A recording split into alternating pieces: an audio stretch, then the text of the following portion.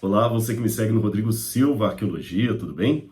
Estou muito feliz, estou gravando esse vídeo aqui do nosso bate-papo costumeiro e estamos chegando a quase 800 mil inscritos no canal.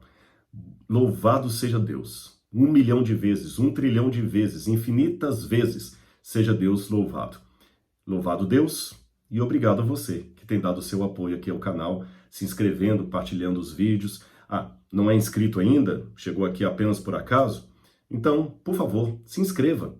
E se gostar do conteúdo, deixe o seu like. E não esqueça de ativar o sininho de notificações. Isso é muito importante também, e a deixar o seu comentário aqui na página. Aos pouquinhos, um comentário ou outro eu tenho conseguido responder, vocês têm visto aí. Estou me esforçando para isso. Muito bem, pessoal. Hoje eu gostaria de conversar com vocês um pouco sobre um assunto bastante delicado. A questão de cristianismo, igrejas e as pautas sociais.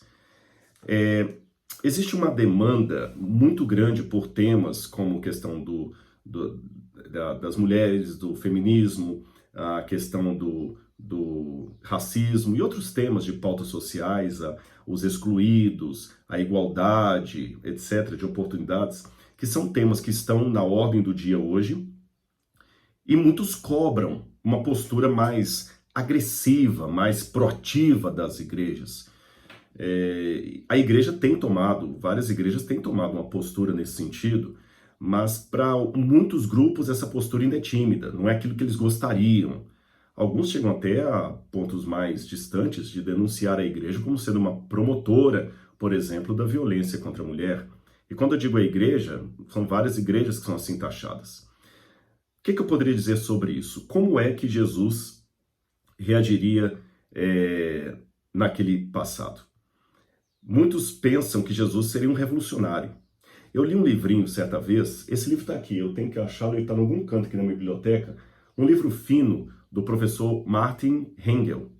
Não confunda Martin Hengel com Heidegger, tá bom? Não tem nada a ver. Esse Martin Hengel era professor de Tübingen. Tübingen é uma famosa universidade lá da Alemanha com uma teologia ultra mega power liberal. E quando eu li esse livro desse professor, me chamou a atenção porque o título do livro era Foi Jesus um Revolucionário? E o professor chega à conclusão surpreendente que Jesus não foi um revolucionário como as pessoas gostariam que ele fosse. Na verdade, muitos autores, esse livro foi escrito depois da Segunda Guerra Mundial, o mundo estava fervilhado de líderes rebeldes em todos os cantos do mundo. Aqui no Brasil, mesmo um pouquinho antes da guerra, e depois você tinha figuras como Lampião, que era um revolucionário, que queria lutar contra os coronéis do Nordeste. Alguns colocam Lampião como sendo uma vítima do sistema, um herói, outros colocam como um bandido. Você tem os movimentos comunistas do Brasil, como aqueles que sequestravam o embaixador. Você tinha lá Fulgêncio Batista, que foi enfrentado por Fidel Castro e o irmão dele, o Che Guevara, o famoso Che Guevara, que se tornou emblema de toda luta, de toda causa social. Muitos jovens ficam felizes de estampar o rosto de Che Guevara nas suas camisetas. E então, a conclusão desse autor alemão é que muitas pessoas querem artificialmente dizer que Jesus foi o precursor de todas essas revoluções que surgiram. Mas o contexto de Jesus era completamente distinto do atual, não dá para fazer esse tipo de comparação, Jesus não era um revolucionário. Eu vou mais além. Eu diria que Jesus frustraria muitos revolucionários atuais. E por favor, antes que você já desanime, né, você vai ser um chauvinista, conservador, patriarcal, qualquer coisa parecida, esses títulos que sempre caem às pessoas que têm um discurso um pouco diferente dessas lutas pelas causas sociais, deixe-me colocar para vocês alguns elementos aqui. Em primeiro lugar, eu falei num concílio pastoral que eu fui palestrante agora, semana passada, para todos os pastores que estavam ali, inclusive administradores, departamentais, pastores da Igreja Adventista. Eu falei com eles que um dos grandes problemas que eu admito a força dessas redes sociais, desses movimentos que estão acontecendo dentro das igrejas, um dos problemas é o vácuo que nós deixamos. O que eu chamo de vácuo que nós deixamos? Realmente, irmãos, existem casos, não posso negar isso, de violência doméstica que varre para debaixo do tapete, de mulheres que apanham e ficam caladas, e às vezes quem bate é um líder de igreja, é um pastor, alguém ali. Há casos de padres que praticam a pedofilia mesmo, e varrer esse tipo de coisa para debaixo do tapete é muito sério, muito sério. Eu não acho que é negando o problema que nós vamos defender a causa de Cristo, ou fingindo que nada acontece. Sabe, a igreja tem que enfrentar esses problemas, sim. Eu ainda hoje, apesar de eu não ser mais um pastor de igreja, eu já estou na sala de aula há muitos anos, eu não sou mais um pastor paroquiano, sabe? De cuidar de uma igreja, mas a despeito disso, você ainda faz às vezes de um paroquiano, de um distrital, como se diz em linguagem adventista. Eu ainda tenho no presente, no indicativo ativo hoje, que ajudar com aconselhamento mulheres que ainda sofrem, depois de décadas e décadas, de um trauma por terem sido vítimas de abuso sexual na infância. Muitas vezes praticado por um avô, por um padrasto, por um pai, que, pasmem, não era um traficante de drogas, não era um louco, era um bom membro da igreja. Aliás, eu chego até a dizer que, se for para escolher entre o pior do pior dos traficantes do morro, lá do Rio de Janeiro, e um religioso com esse tipo de característica, eu prefiro mais o traficante. Ele é mais honesto. Há mais chance do traficante entrar no reino de Deus do que esse pessoal. Por quê? O traficante, pelo menos, ele é mais sincero com o pecado dele. Ele fala que é mal mesmo, que ele vende droga mesmo, e ele mata mesmo. Está errado o que ele faz, mas pelo menos ele é sincero com o pecado dele. Ninguém vai duvidar da existência de Deus por causa do comportamento de um traficante. Agora, quando um líder religioso pratica coisas iguais ou piores, mas sob a capa de um pietismo religioso e amparado às vezes por um sistema que abafa, aí realmente a coisa é muito pior, muito séria. Uma vez eu lembro quando o pessoal ficava questionando muito a questão de música do mundo, música de Deus, eu dizia que era melhor ouvir um rock pesado do que ouvir fofoca. Porque o rock, pelo menos na capa, ele já põe lá um símbolo do capeta, um 666, já fala de quem que ele é. O rock, o cara come passarinho ali no palco, aquela coisa toda, e cospe na cruz. Ele pelo menos é às claras. Ele já diz quem ele é. Não é todo tipo de rock. Eu digo aquele tipo de rock mais pesado, que era antirreligioso, vocês sabem qual que estou me referindo. A fofoca não. A fofoca, ela tem aparência de piedade. Fala o nome dele pra gente orar. Então, realmente, o mesmo pecado cometido no mundo, dentro da igreja, com aparência de piedade, se torna um crime muito mais hediondo. Porque o traficante, eu já tenho receio dele, mas do ancião de igreja, do líder de jovens, é uma pessoa que a gente confia em primeira instância. E a igreja não pode fazer vistas grossas a isso, porque o dia que faz, aí o estrago é muito grande.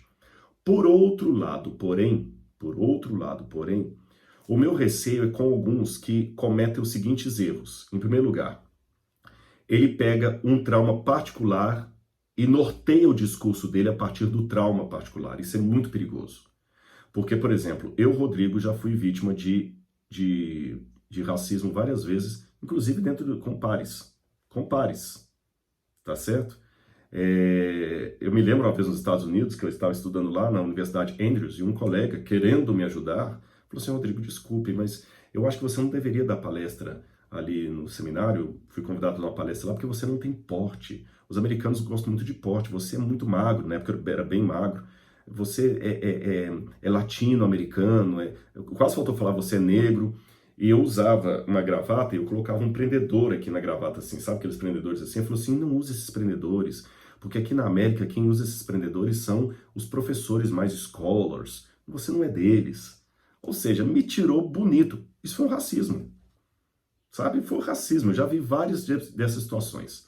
Só que se eu analisar o meu discurso, se eu fizer o meu discurso a partir da ótica do meu trauma, o problema é que eu vou fazer um discurso enviesado. Esse é o problema. Eu não vou estar lúcido o bastante para fazer o discurso sem sentimento envolvido. Então esse velho jargão, lugar de fala, ele é perigoso. Porque o lugar de fala pode também não lhe dar uma noção do geral. Não pode não lhe dar uma noção do geral. Isso é muito perigoso. Fora o fato de que, se você tiver um trauma mal resolvido, você vai ver racismo em tudo. E que é um exemplo dessa histeria coletiva, o rapaz foi morto lá no Carrefour, no Rio Grande do Sul.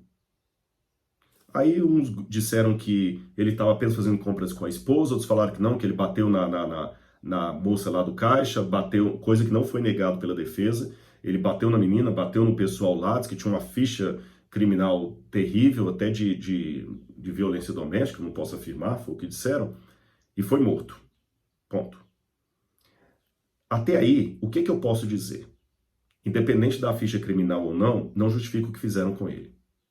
O que mais que eu posso dizer? Aqueles seguranças do supermercado não estavam preparados para agir numa situação daquela. Eles deviam ser bem treinados para saber o que fazer, para conter o sujeito. Não souberam, despreparo total. Isso eu posso argumentar.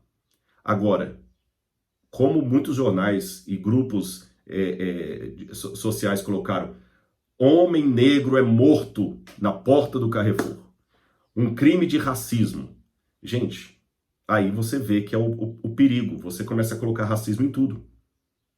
O homem não foi morto por ser negro. Eu sou negro. Eu nunca fui barrado na porta de nenhum Carrefour.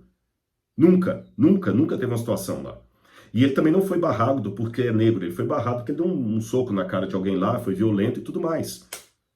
E para que colocar o homem negro foi morto na porta? Você vê a manipulação da mídia, muita gente acredita nisso.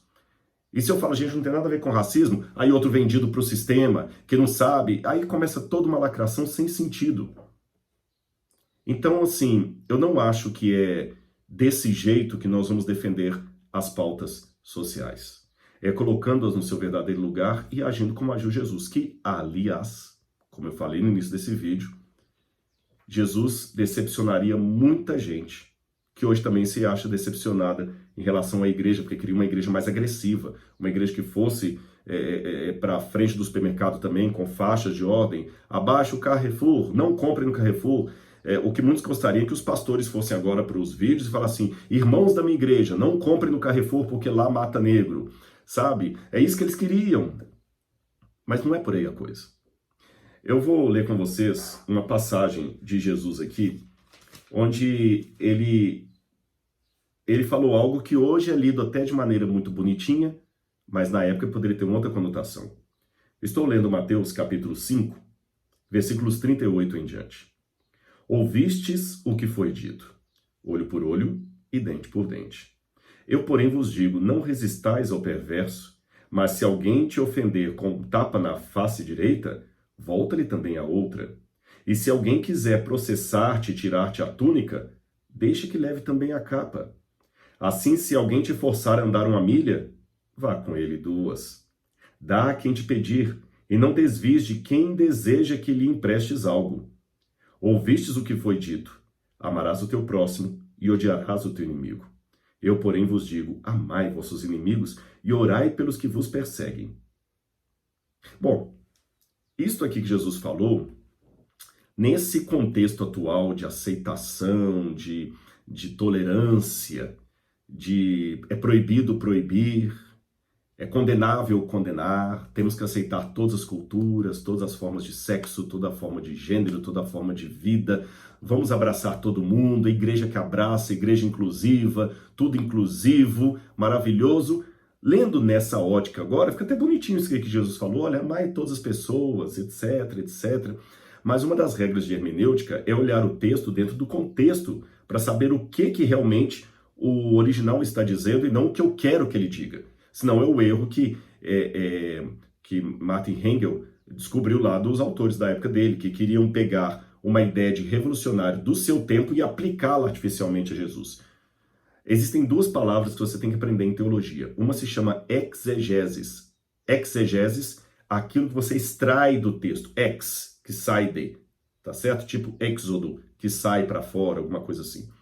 Então, o caminho para fora, não é? Então, exegeses é quando você lê o texto e extrai algo dele. Mas tem uma outra palavra, um tanto paródia, que se chama eisegese. Eisegese. Eis, em grego, é movimento para dentro. Então, eisegese é quando você pega uma ideia e enfia ela abaixo do texto, fazendo o texto afirmar aquilo que ele não queria afirmar. Então vamos pegar aqui na época que Jesus pronunciou essas palavras. Qual era o contexto daquela ocasião? Se eu e você vivêssemos na Galileia, da época de Tibério César, ou na Judéia, nas ruas de Jerusalém, no mesmo período, nós ouviríamos palavras de ordem, reclamações, mais ou menos parecidas com essas que eu vou colocar aqui para você. Imagine a situação. Estrangeiros, romanos, dominaram a região da Judéia, Pérea, Idumeia, Samaria e Galileia. Todo o território dos judeus e samaritanos. Dominaram aquilo.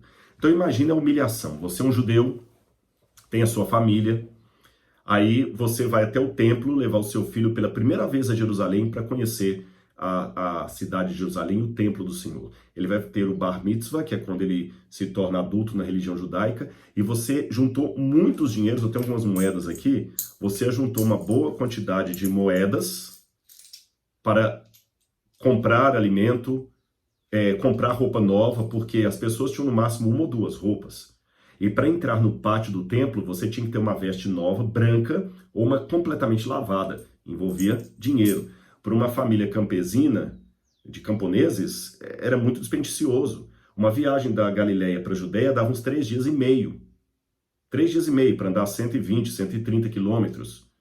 Se você morasse numa região mais longínqua, na Babilônia, na Trácia, na Macedônia, você tinha que gastar mais dinheiro ainda, você ir com a sua família conhecer Jerusalém, pegar um navio, dormir em navio, talvez mais de mês. Aí quando você chega lá para apresentar o templo do Senhor para o seu filho, você vai levar as moedinhas, porque no templo não podia levar moedas de bronze como esta, para trocar pela moeda de prata do templo. Aí você começa a ver a corrupção. Os cobradores de impostos, os cambistas do templo, cobrando ágio em cima da moeda, fazendo variação cambial. Aí você começa a notar no templo várias insígnias de águias romanas, símbolos pagãos no templo do Senhor. E aqueles soldados, todos odiosos, passando de um lado para outro. E você, um pai de família, está andando, de repente um soldado, ei, você aí! Ô, você aí! Te humilhando na frente das crianças, na frente da sua esposa, pegue a minha mochila e carregue para mim, até lá. Você, senhor, mas eu estou vindo para cá. Pegue a minha mochila. E pela lei você era obrigado a pegar a mochila do soldado romano pesada, deixar sua família lá e caminhar 1 milha com ele até onde ele queria ir, porque você era subalterno, ele estava dominando o seu país. Olha a humilhação. Como se isso não bastasse, você olha para o templo cheio de insígnias pagãs e está lá o sacerdote todo feliz batendo papo com o centurião romano e ridicularizando de alguns judeus piedosos. Aí você nota que as moedas que você leva não são suficientes, que você ainda tem que dar imposto para César. Você quase não consegue viver das suas economias, porque tudo tem que dar imposto para César. Notinha de rodapé. Se aqui no Brasil as pessoas já pagam imposto de maneira inconformada, porque às vezes há roubos no governo, desvio de verbas, má administração das verbas públicas, mas o imposto que eu estou pagando ficará aqui. Agora imagina se de repente um outro país aí, quem sabe os Estados Unidos, invadissem o Brasil, e você sabia que 20% do que você ganha vai para os Estados Unidos para ele construir pontes e estradas lá em Miami, enquanto você anda em pontes quebradas aqui e estradas esburacadas. É uma humilhação muito grande. Tudo isso os judeus enfrentavam. Fora quando os romanos pegavam alguns judeus e resolviam crucificar todo mundo. Foi nessa efervescência que começaram a surgir muitos líderes judeus aproveitando o fato de que as profecias de Daniel tinham chegado a termo e começaram a dizer, olha, eu sou o Messias que estava por vir. No meu livro Enciclopédia Histórica da Vida de Jesus, tem uma parte no final aqui que eu falo dos candidatos a Messias. E eu mostro vários deles, como Judas, filho de Ezequias, Judas Galileu, eu tenho Teudas, eu tenho Simão de Pérea, Astronges. São vários que surgiram com a promessa de libertar Israel da mão dos romanos. Mas um dia apareceu um candidato a Messias que era diferente dos demais. Seu nome, Jesus de Nazaré. Ele era candidato apenas à vista de todos, mas à vista das profecias, ele era o verdadeiro Messias. E aparentemente ele prometia muita coisa, porque nenhum dos outros candidatos a Messias tinham condição de multiplicar pães e peixes para todo mundo. Nenhum deles tinha. Ele multiplicou. Alimentou com 5 pães e 2 peixes uma multidão de quase 5 ou 10 mil pessoas. Imagina um exército com ele, ele faz surgir pão no deserto. Ele ressuscitava mortos, então era muito simples. Se algum dos nossos cair na mão dos romanos, não precisa nem chorar, é só Jesus chegar, colocar a mão, a ferida vai recuperar. É esse homem que a gente precisa. Só que daqui a pouquinho, os discípulos de Jesus começaram a ficar incomodados com os discursos dele. O Evangelho de João fala que aos poucos todo mundo começou a se afastar dele, porque quando eles o cobravam uma posição mais severa contra os romanos, ele simplesmente demonstrava ser tão tímido. Uma vez perguntaram para ele assim: mestre, nós devemos pagar tributo a César? Todos esperavam que ele ia falar assim: não, vamos boicotar os tributos a César. Esse é o cara. E ele calmamente falou assim: traz uma moeda para mim. Eu tenho aqui uma moeda original de Tibério.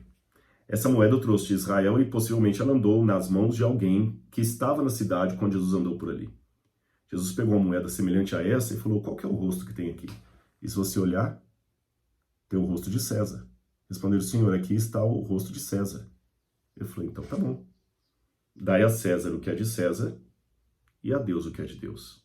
Ninguém esperava aquela resposta. O número de mulheres estupradas por romanos era muito alto. Muito alto. Tanto é que até Jesus não escapou da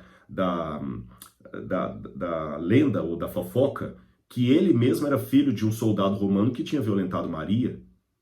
Isso não está na Bíblia, mas os patrísticos contam que havia um rumor entre os romanos que Jesus era filho de um soldado chamado Patera, que engravidou Maria, como aconteceu com muitas moças. E Jesus agora fica silente em relação ao estupro, à opressão dos judeus. Noutra vez forçaram, aí o templo e o tesouro do templo, os senhores e seus discípulos vão pagar ou não? Jesus falou: Pedro, vai lá, pesca. E Pedro foi, pescou 2 moedinhas de prata, como esta. Ele falou: muito bem, Pedro, agora paga por mim e por você. Pagou também o tributo do templo. E Jesus incomodava.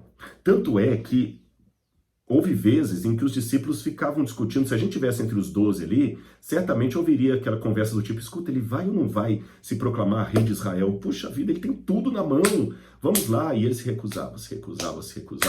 A bem da verdade, houve uma vez que eles tiveram a esperança que ele finalmente acordou para a vida, quando ele entrou montado no jumentinho em Jerusalém. Agora ele é o líder revolucionário, ele é o nosso Che Guevara, é ele que vai fazer e acontecer, vamos tomar Jerusalém, vamos rebentar, vamos quebrar tudo, palavras de ordem, vamos impor com força as nossas pautas sociais e trazer justiça.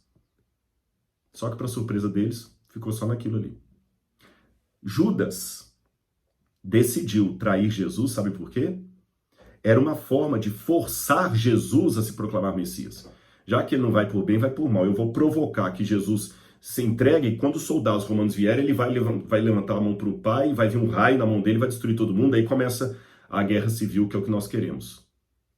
Mas, para surpresa de todos, ele aceitou ser crucificado. E aí? Por que Jesus era tão tímido? Os discípulos ficaram tão frustrados com essa aparente falta de atitude dele para com causas sociais tão sérias, que eles não entendiam. Tá certo, ele falava de amar ao pobre, de fazer a caridade, ele falou: que fizeres aos pequeninos, a mim o fazeis, amai o teu próximo como a ti mesmo, vão às prisões, visitem, tudo isso estava muito bem, mas na hora do pegar o fogo mesmo, para enfrentar as estruturas dominantes, ele simplesmente ficou tímido. E pelo contrário, ele mesmo foi vítima da estrutura dominante que ele não enfrentou. Porque ele não enfrentou Nero, ele não enfrentou Tibério, ele não enfrentou Pilatos, ele não enfrentou nem os líderes corruptos do templo.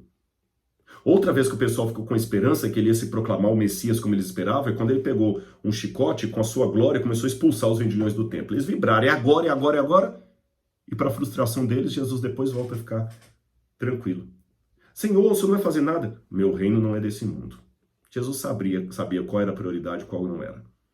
Tudo é importante, mas há coisas que são essenciais.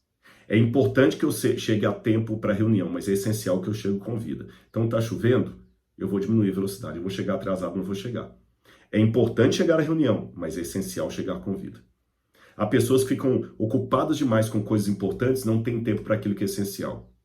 As pautas sociais que os judeus tanto queriam eram importantes, mas a salvação era essencial. E ele veio para salvar.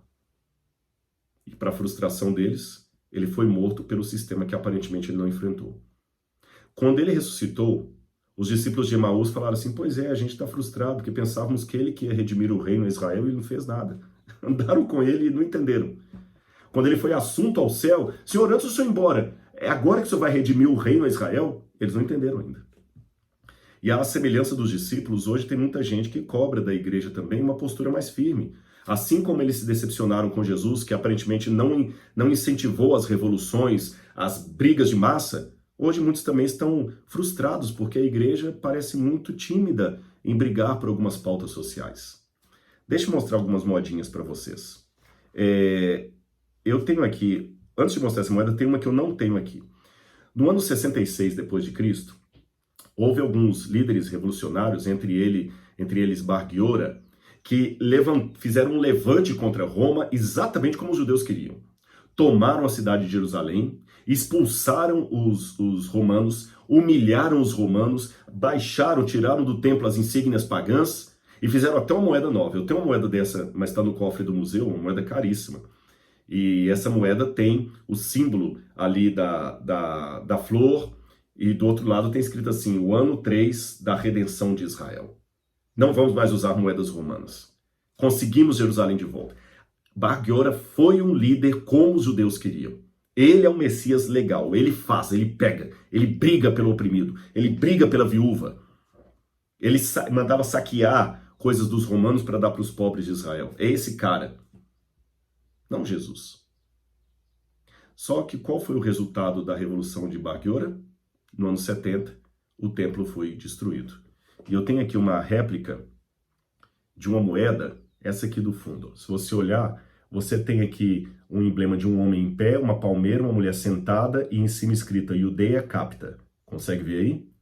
Essa moeda foi cunhada pelos romanos para celebrar a destruição do templo e da cidade de Jerusalém. Em 132 a 135 depois de Cristo, veio Bar Korba, um outro líder rebelde que queria implantar na marra a guerra civil para estabelecer as pautas sociais. Ele também cunhou uma moeda para ele. Essa aqui, ó. Que de um lado você tem a tamareira, tá bem? Do outro lado você tem a folha da videira. A folha da videira. Bar Korba cunhou essas moedas também, para dar liberdade econômica, para os judeus não dependerem daqueles malditos romanos. Resultado, Adriano veio, matou Bar Korba com toda a linhagem dele e ainda mandou habitar em Israel estrangeiros e mudou o nome do país de Israel para Filistina. Você sabe que em hebraico a letra P e a letra F é a mesma, só se você colocar um pontinho dentro ou tirar, um dagesh, ela muda de som. Então Filistina ou Palestina é o mesmo nome, terra dos filisteus. Olha que interessante. Dois líderes revolucionários, Bar Giora e Bar Korba, que deram aos judeus o tipo de Messias agressivo, ativista, como eles queriam, que colocava as pautas sociais em primeiro lugar. Qual foi o soldo dessa revolução?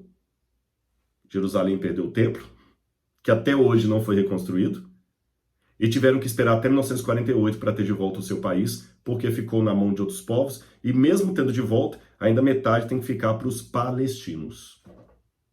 Em compensação, o movimento de Jesus, que era aparentemente tão tímido à vista daqueles mais ativistas, resultou no soldo de mais de 1 bilhão de pessoas que se dizem hoje seguidoras de Jesus de Nazaré.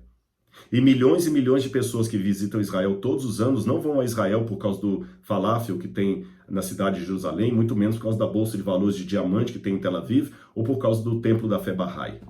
Eles vão a Jerusalém porque eles querem visitar a terra do judeu chamado Jesus de Nazaré. Por isso que eles vão para Israel. Eles não vão para visitar. Onde estão os seguidores de Bar Korba? Onde estão os seguidores dos outros revolucionários do ano 66? Bar Giora? Onde é que estão? De Bar Korba só sobraram as moedas. Onde estão os seguidores dele? Então você percebe que o meu problema com muitas pautas sociais hoje não é a pauta em si, são duas coisas. A centralidade que você dá para uma pauta em detrimento a outras coisas importantes, e em segundo lugar, a agressividade com que essas coisas são defendidas. Não é isso que a Bíblia coloca, meus irmãos. Não é, definitivamente não é. Por favor. Eu sou uma pessoa que eu preocupo com o meu semelhante, eu preocupo com o pobre, como Jesus preocupava. Mas eu não acho que é na base do grito. Eu acho, não tenho certeza, não é o que a Bíblia apresenta. Jesus também decepcionaria muitas pessoas, porque dentro desse contexto, lembra que eu falei que o romano te obrigava a andar uma milha com ele carregando as coisas dele, a tralha dele? Agora o que Jesus vem e fala assim, se alguém te forçar a andar uma milha, vai duas. Não resistais ao perverso. Não resistir ao perverso? O senhor está achando que eu tenho sangue de barata, Jesus? É o que iriam dizer para ele. Ou iam falar que Jesus também era um chauvinista, conservador, amigo do sistema. Ou que ele era tão covarde que ele não enfrentou o sistema o matou. Temos que cuidar, sabe por quê? Na Bíblia Sagrada, vou dar só esse exemplo para vocês, Paulo deixa bem claro que o problema da humanidade é o pecado que cada um de nós temos. Nós somos pecadores. Em pecado me gerou a minha mãe. E a grande solução para o mundo é a salvação do pecado. Porém, quando Rousseau chegou, Rousseau escreve o Emílio, e Rousseau vai mudar a expectativa. Rousseau vai dizer que o ser humano nasce bom. O que o contamina, o que o corrompe é a sociedade desestruturada. Então, na visão rousseauiana, o que tem que ser combatido não é o pecado do ser humano, é o sistema estrutural da sociedade. E muitos teólogos da Europa, Estados Unidos e agora do Brasil estão comprando essa linha rousseauiana e estão achando que o que eles têm que enfrentar com o dedo no umbigo não é mais o pecado, e sim a estrutura social corrompida. Porque é ela que prejudica o ser humano. Qual o problema disso? O problema disso é que no púlpito a gente desiste de levar pecadores aos pés de Cristo e começa, no lugar disso, a levar excluídos a terem justiça social. Aí quando eu falo isso, muita gente fala assim, então você está a favor da discriminação, você está a favor do racismo. Não, não é nada disso. Não estou a favor disso. Como Jesus também não estava. Eu só não acho que esse deve ser o centro gravitacional da pregação cristã. Não foi no caso de Jesus. E a história me mostra que entre Bar Kokhba e Jesus, o método dele, menos ativista, o método dele, de Jesus, deu maiores resultados. Então pense nisso. Pense nisso. Vamos propor uma igualdade social através da ação, do exemplo do Cristo, que confortava o pobre, alimentava o desnutrido, mas jamais aceitou fazer parte de um grupo revoltado contra Roma, como os zelotes do seu tempo. Alguns deles tinham até uma pequena faca, por isso era chamado de sícaro, sicari, porque eles pegavam essa faca até para provocar a briga, se preciso for, com armas. E quando Jerusalém foi destruída, uma das coisas interessantes é que eles tinham comida para durar mais tempo o cerco. Mas os revolucionários de Bar Kokhba mandaram queimar o estoque de comida para obrigar o povo que não queria lutar a entrar em luta armada com os romanos. Lembra o que diz Jesus. Se vocês saúdam apenas os que são seus irmãos, o que vocês fazem de notável? Não agem os gentios da mesma maneira? Assim, pois, sede vós perfeitos, como perfeito é vosso Pai que está no céu. O que quereis que os homens vos façam, fazei vós a eles. Pense nisso. Eu entendo bem a vontade de fazer alguma coisa pela sociedade, que a gente vive num ambiente de tanta exclusão social, de tanta injustiça social, que dá raiva mesmo. Mas esse não é o método de Cristo. É o que está na Bíblia. Pense nisso com carinho. Estude a vida do Senhor e saiba. O importante é pregar ao mundo a salvação, a graça e a volta de Jesus. E as outras coisas no seu devido lugar, com a sua devida ênfase, não como centro gravitacional da nossa mensagem. Que Deus abençoe vocês. Eu espero que tenham gostado desse vídeo e deixe o seu comentário aí que ele será muito bem-vindo. Um grande abraço, fiquem com Deus.